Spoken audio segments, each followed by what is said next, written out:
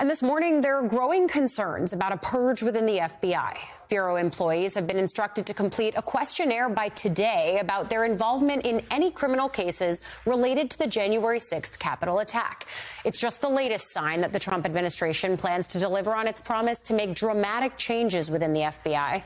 On Friday, at least 8 senior FBI executives were told by the Trump administration to resign or they would be fired.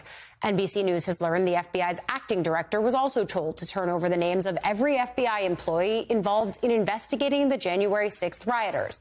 But he pushed back, promising agents he would follow the law and existing FBI policies. The pushback was apparently so much that people wondered if he might be fired himself for it. Joining us now, retired CIA officer Mark Polymeropoulos. He's an NBC News security and intelligence analyst.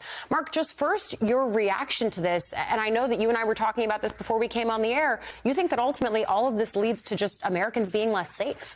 Well, that's right. And so, these FBI agents, and it's not just the C-suite, it's not just the senior executive. This is hundreds, if not potentially thousands of agents who worked on the January 6 cases, potentially could be walked out the door as early as this week. Yeah. And so what does that mean? It means they're taken off of squads who actually are doing things such as counterterrorism, counterintelligence, bank robbery, drug interdiction. And so literally we are, eviscerating law enforcement. And I don't see any outrage here. These are men and women who, pledge an oath to the Constitution, who are doing their jobs and now are going to be taken off the streets. And again, I think Americans are going to be less safe. And where's the outrage? And it's not like these are people who are saying, I specifically want to work on January 6th related cases. Maybe in some instances, but you don't typically get to just pick your assignment. Well, that's right. So an FBI special agent is assigned by their supervisor to, conduct an investigation, to perhaps, work on a prosecution, especially on January 6 cases like the Proud Boys. These are individuals who assaulted police officers. So they did their job, they did it legally, and now they're going to have not only potentially a black mark in their career, but they might get fired. And remember, these are individuals who have mortgages, who are going to lose their health care. And so potentially hundreds, if not thousands, of FBI special agents out of work. Again, this is not something that's good for the American people. And we referenced this in our introduction. A lot of this could come to yet another head at around 3 o'clock today, because that's when the questionnaire is due from agents to talk about the nature of the work that they did in relation to the January 6th investigations. The union is saying, basically answer that questionnaire with a non-answer, saying, I haven't had time to review this with my attorney or go through what might be asked of me in this questionnaire. But where does that ultimately lead us here? So that's a great question, Ali, because, ultimately there should be some kind of due process if someone is going to get disciplined. Of course, there's no discipline here. But ultimately, we'll see if they pass over these lists of every, FBI special agent or analyst. Let me say there's other support personnel as well.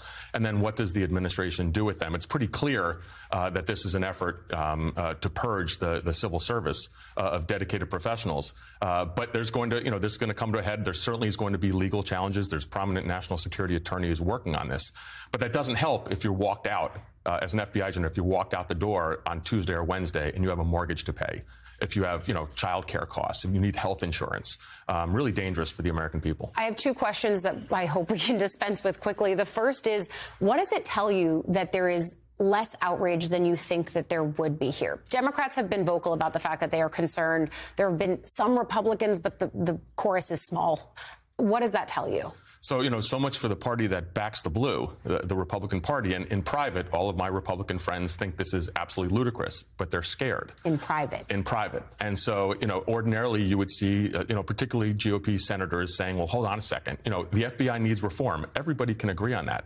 But a whole-scale purge of federal law enforcement certainly is not good for the American people. But you don't hear that. And I think that's just because the sense of, palpable fear that they have of the Trump administration, of Elon Musk, of getting primaried, of their political futures. But they know it's wrong. I'm absolutely confident of it. So that's the landscape from a government view. What does this also do to the pipeline of people getting into law enforcement if you're trying to take out huge swaths of people that are already there and serving?